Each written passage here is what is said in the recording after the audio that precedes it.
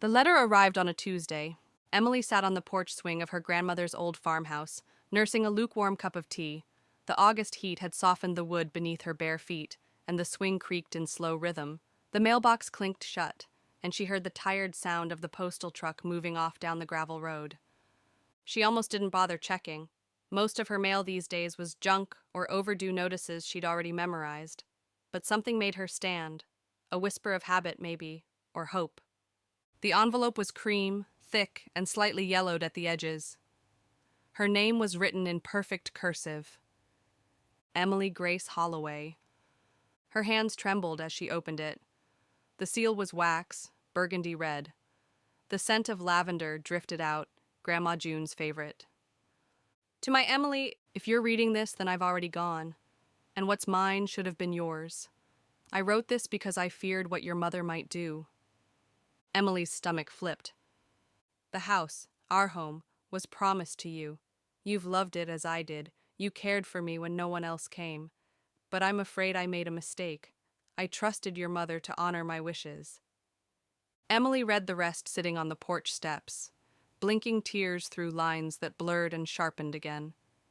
June had written this letter nearly a year ago, just after her last hospital visit. I've hidden the original will in the attic, behind the cedar panels above the rocking chair. You'll find everything there. If your mother claims otherwise, know this: she lied. By the time Emily finished reading, the sun had dipped behind the trees and her tea had gone cold. She stood. Inside the house, now echoing with its missing soul, she made her way to the attic stairs. Dust shrouded everything like a warning. But Emily climbed, barefoot and determined. The cedar panel cracked under her fingertips, and her heart thudded when she found it. A sealed manila envelope tucked between insulation and pine. Inside, a notarized will dated just 8 months ago. It stated clearly, in firm legal language, the Holloway property is to pass solely to my granddaughter, Emily Grace Holloway. Not her mother, not her slick, smiling Uncle Martin, just her. Downstairs, her phone buzzed. Mom, we're meeting at the lawyer's on Friday to sign the sale papers. The buyer offered above asking. You'll get a little something too, don't worry. Just show up, smile, and sign. Emily stared at the message for a long time. She didn't reply. Instead, she walked to the kitchen and placed the letter and the will side by side on the table. The late afternoon sun warmed the old wood. June's writing glowed in the light, a voice from the grave louder than any courtroom. The house creaked softly, approvingly, it seemed. Emily whispered aloud. She knew they'd try to steal it. Outside, the wind picked up. The porch swing groaned as if echoing her anger. She had 5 days. 5 days to prepare, 5 days before the betrayal went public, and 5 days to decide what kind of revenge felt like justice. Emily didn't sleep that night. The attic will, now locked in her grandmother's antique jewelry box, sat on her nightstand like a ticking bomb. She kept turning over the same questions in her head. Why hadn't June told her sooner? Had she tried and been stopped? How far would her mother go to erase her? By dawn, Emily's eyes burned. She sat at the kitchen table in the same oversized hoodie she'd worn since yesterday, sipping coffee and replaying memories. Quiet fights between her mom and June, the way her mother's jaw clenched every time Emily stayed over for more than a weekend, how June's healthcare power had shifted hands without anyone asking. She stared at the message again. Just show up, smile, and sign. How easily her mother assumed compliance. How casually she sold the house like a piece of furniture in the divorce. Emily's father, long vanished into a new life in Michigan, had nothing to say about any of it. Her mother had always had the final word. Always. But not this time. Friday arrived too fast. Emily wore black slacks and a light blue blouse. Professional but simple. The kind of outfit her mother couldn't pick apart. She took the will and letter, sealed in a neat folder, and drove herself into town. The lawyer's office was in a sandstone building next to the old courthouse. Inside, it smelled like lemon polish and paper. Her heels clicked sharply against the tile floor as she walked in. Her mother was already there, perfect as ever. Emily, she said, rising in her beige wrap dress and gold jewelry, lips painted with practiced warmth. You look, well, I wasn't sure you'd come. Her Uncle Martin stood beside her, thumbs hooked in his belt, pretending he wasn't nervous. He had a faint wine stain on his shirt collar. Emily wondered if he knew. I came, Emily replied. Her voice didn't shake. They ushered her into the meeting room, where the lawyer, a polished man with gray temples and an expensive watch, greeted her like a long-lost niece. Ah, Emily, good to see you again. I'm Michael Larson. I handled your grandmother's estate years ago. Sad business her passing. She was a wonderful lady. He said it like he meant it, but his eyes flicked to her mother when he spoke. We've prepared the transfer documents, he continued, sliding a stack of papers across the table. Once everyone signs, the house will be sold, and proceeds distributed accordingly. Emily didn't sit. Instead, she reached into her bag, pulled out the folder, and laid it gently on the polished table. I think there's been a mistake, she said. This is my grandmother's final will, dated just 8 months ago. It was in the attic, hidden, along with this letter. Michael Larson blinked. So did Martin. Her mother, however, did not. She kept her smile, but her eyes sharpened like broken glass. Oh, honey, she said softly. That's not valid. Your grandmother was confused near the end. That document's not in the probate file. She signed a new one 2 years ago. I had it examined yesterday by a probate advisor. The signatures match. It's notarized, and it names me as sole heir to the property. Emily kept her eyes on the lawyer. He opened the folder. His expression didn't change, but his fingers slowed as he read. Well, this changes things. No, it doesn't, her mother snapped. She didn't mean that. She told me she wanted everything settled. I have the will on file, signed, sealed, legal. But not the final one, Emily said. She knew you'd try to take it. That's why she wrote me the letter. Michael looked between them. We'll need to pause the transfer. If this will is legitimate, and it appears to be, we'll have to reevaluate the estate. The sale is on hold until further review. Silence. Emily could hear the air conditioning buzz overhead. Her mother's face darkened. You ungrateful little... Careful, Emily cut in, her voice calm. You're in a law office. Martin cleared his throat. Is it too late for coffee? He asked weakly. Emily didn't flinch. She gathered her things, smiled politely, and stood. I'll be in touch, she told the lawyer.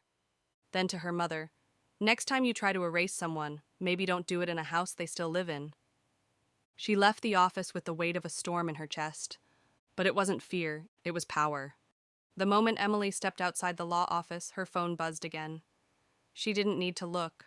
She knew the message would be from her mother, sharp, calculated, full of thinly veiled threats wrapped in maternal guilt. But she didn't check it. Not yet. Instead, she drove home, windows down, hair loose, the wind roaring past her ears like a storm breaking open. The house sat quiet on the hill when she returned, shaded by the same 2 oaks her grandfather planted after June said yes to his proposal. The porch still creaked when she stepped on it, like it had greeted her since she was 5 years old. It smelled like pine dust and lemon polish, and for the first time in weeks, Emily let herself believe that maybe, just maybe, it could still be hers. She stood in the living room, her palms grazing the faded wallpaper, the frames still on the wall from June's last spring. Her throat tightened at the photos, one of her as a child in boots too big, dragging a watering can across the porch. June stood behind her, smiling with soft pride. This house isn't just property, Emily thought. It's proof I mattered to someone. That evening, she finally opened her phone. There were 4 messages from her mother. Mom. What you did today was cruel. Your grandmother was not in her right mind. You need to drop this before you embarrass yourself. You don't understand the legal complications you've created. Think of how this makes us look to the community. You'll tear the family apart over a house that should be sold anyway. This isn't over. Emily read them twice. Her hands didn't shake. She opened her laptop and began typing a letter to the lawyer, then another to the probate court, attaching copies of the will and the notarized signatures. Then, she emailed a woman named Darla Knight, a probate specialist she'd found online with a reputation for exposing estate frauds and handling contested wills with brutal efficiency. Her mother had always been good at hiding behind paperwork and passive-aggressive phone calls. Emily would fight differently. By Monday, the family war had gone public. Emily received a call from a local newspaper editor, an old friend of June's, who had heard there was drama surrounding the house. "I'd love to do a piece," he said. "Human interest, you know, legacy, inheritance, betrayal, people eat that stuff up." Emily declined.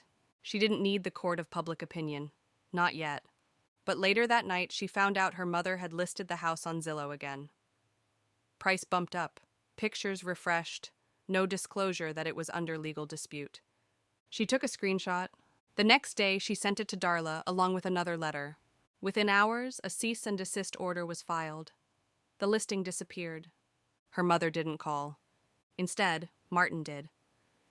"Em," he said, voice tight, "what the hell is going on? Your mother's losing it." "She tried to sell the house out from under me, Martin. You think I was going to smile through it?" "I didn't know about the new will. She said everything was clear." "Then you weren't paying attention," Emily said, "or you didn't want to be." He paused. Then, with a sigh that sounded older than his years, he said, "She's talking about suing. Claims she's going to contest the signature. Says June was manipulated." Emily's jaw clenched. "She's calling me a liar," she said. "Again." Martin's voice softened. "You sure you want to drag this through court?" "She started the dragging when she erased my name." That night, Emily walked into the attic again. She sat in the rocking chair, June's old blanket wrapped around her shoulders. It still held a trace of lavender and something else, peppermint maybe. She let her fingers run across the cedar panels one more time, as if seeking a ghost's blessing. She whispered, "I'm not giving up. I'll make them regret underestimating me."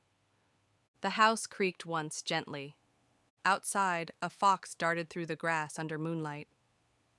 Inside, Emily made a promise to the shadows. This was just the beginning. The court date was set for 2 weeks from Tuesday. In the quiet before the legal storm, Emily's world narrowed to 3 things: preparing her case, protecting the house, and pretending to be unfazed. Every morning she swept the porch. Every afternoon she answered calls from Darla Knight, who was sharper than any attorney her mother had ever dealt with. And every night she sat by the front window with June's old notebook, flipping through recipes and scribbled thoughts. June had always written as if someone would need her words later.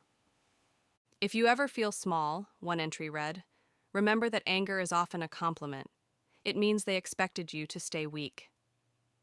Emily read that one aloud 3 times before closing the book. On Friday, the knock came. She expected the sheriff. Instead, it was her mother, hair perfect, lips red, a scarf around her shoulders like it was a brunch visit instead of a battlefield. "I was driving by," she said. "Thought we should talk."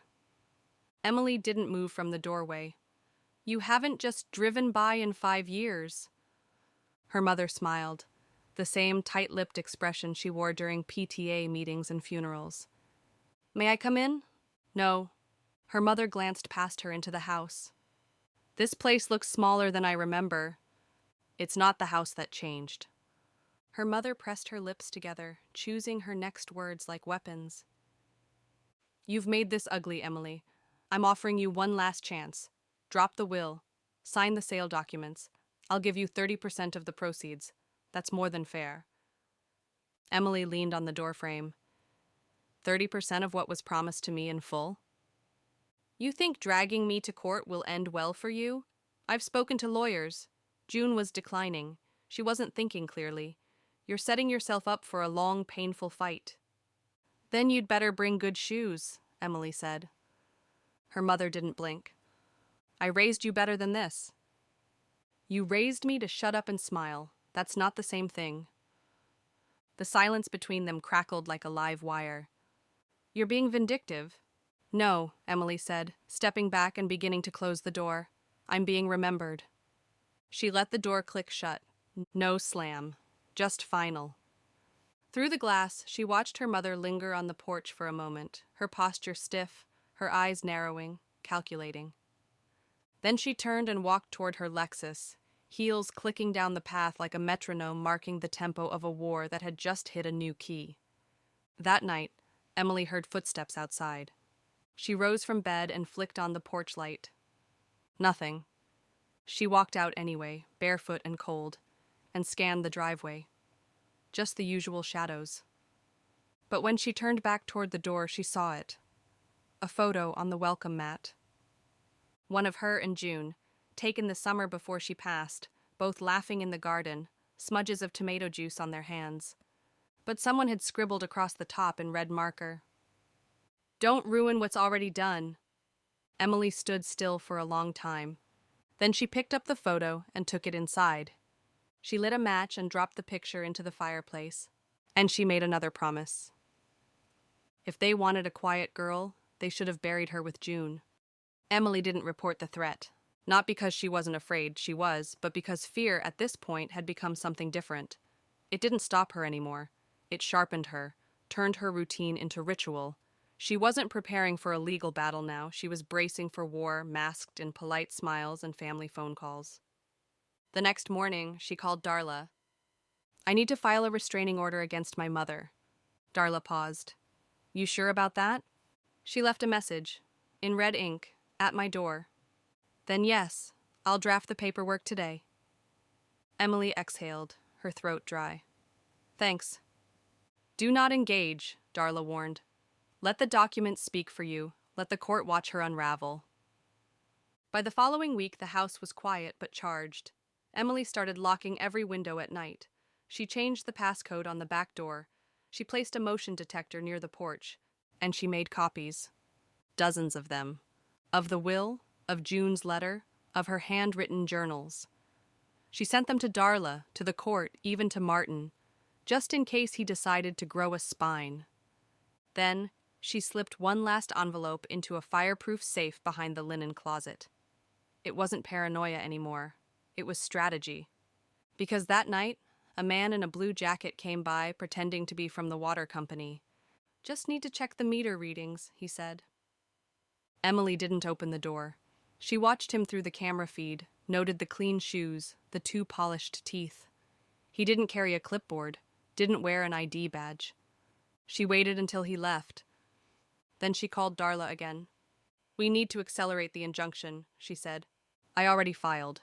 You should hear something from the court in 2 days. And Emily, don't be alone if you don't have to." "I'm not really." Darla hesitated. "Your mother's lawyer just requested mediation instead of full litigation. Said they're hoping for a civil resolution." Emily almost laughed. "Let me guess. 35% this time?" "More like 25, and they want you to sign a non-disclosure agreement." Emily smiled into the phone. "Then we go to court." The hearing day was gray and drizzling. Emily arrived with Darla at her side, both dressed in black coats like soldiers walking into a duel. Martin was already inside, fidgeting. Her mother sat on the opposite bench in a tailored ivory blazer, holding a leather-bound notebook. Her expression was pleasant, practiced. The judge entered, the room rose, and the battle began. Emily spoke clearly, without emotion. She presented the timeline, the will, the letter, the photo of the attic where it was found. Darla did the rest, cross-referencing documents, pointing out the inconsistencies in her mother's earlier claims, highlighting the handwritten notes from June's journal about my Emily inheriting this place, not the ones who only come around to take. When her mother was asked to testify, she played the part well. Concerned daughter, worried about her mother's cognitive state. "She was confused, Your Honor. She told me one thing and wrote down another. I was only trying to protect the estate from chaos." But then came the photo. Emily's photo, the one with the red ink that read, "Don't ruin what's already done." When it was submitted into evidence, her mother's eyes twitched. She hadn't expected Emily to keep it. "That wasn't from me," she said quickly. "Anyone could have—" The judge raised a hand. "No commentary right now, Ms. Holloway." And Emily just watched. calm as a candle wick. After the session, Emily walked out into the drizzle and sat on the courthouse steps. Her coat clung to her back. Her hands were cold, but her spine had never felt straighter. Martin caught up with her. "You didn't deserve this," he said quietly. Emily looked at him, tired. "Then why didn't you stop it?" He had no answer. She stood and walked to her car. As she started the engine, her phone buzzed. A message from Darla. "Darla Knight, judge is reviewing everything. Early indications look good. If we win, you inherit it all, and they get nothing." Emily didn't smile. Not yet. But the rain on the windshield looked a little like relief. The judgment came in 2 weeks later. It arrived not with a bang, but as an envelope slipped into her mailbox, quietly, like all great changes in her life seemed to. Emily opened it on the same porch where she'd first read June's letter, her fingers steady, her breath held in her throat. The ruling was clear. The court accepted June's final will as valid, binding, and properly executed. Emily Grace Holloway was the rightful and sole heir to the Holloway estate, including the farmhouse and all assets within it. Her mother's challenge was dismissed as unsubstantiated and speculative, and the judge explicitly cited her apparent willingness to obscure truth and alter family intentions. Her mother had lost. Completely. Emily didn't cry. She didn't cheer either. She just sat there with the paper in her lap, the sun warm against her shoulders. The same breeze that once carried June's voice through the kitchen curtains now brushed softly against her cheek. Inside the house, she found the music box June used to keep above the fireplace. The one her mother always said was just junk. Emily wound it for the first time in years. A slow lullaby chimed out, notes off-key but comforting. She let it play as she walked through each room, touching the door frames, the kitchen counter, the upstairs hallway where she once danced barefoot after sneaking ice cream from the freezer. This house had been stolen. Now it was returned. That weekend, Emily held a small gathering. No announcements, no invitations sent to the family. Just a few neighbors who'd loved June, people who remembered what kindness looked like. They brought lemon bars and fresh-cut flowers and stories that Emily had never heard before. Like how June used to sneak groceries to the widow down the road during the worst of the pandemic, or how she once paid off a neighbor's electric bill anonymously after hearing their kid was sick. She always said the house needed to outlive her, one man told Emily, not just as a place, but as a kind of promise. Emily nodded slowly, a tightness in her chest. "She made sure it did," she whispered. Her mother never called again. Martin sent a brief message weeks later. "You did what she couldn't. You stood your ground. She's furious, but maybe now she knows you're not that girl anymore." Emily didn't reply. Some chapters didn't deserve revisiting.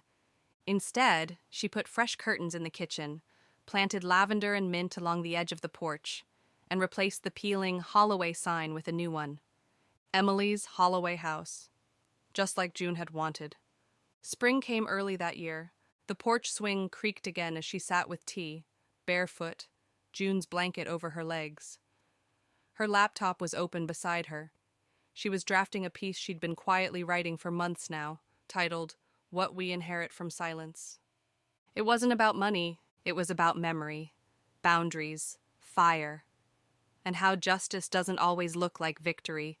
It sometimes looks like a girl holding her own name in her hands and saying, "This is mine now." She smiled, a soft one, meant for no one but herself. The wind moved through the oaks, and somewhere in the back of her mind, she swore she could hear June's voice again. Not a warning, not a goodbye. Just, "You did good, sweetheart. You did good."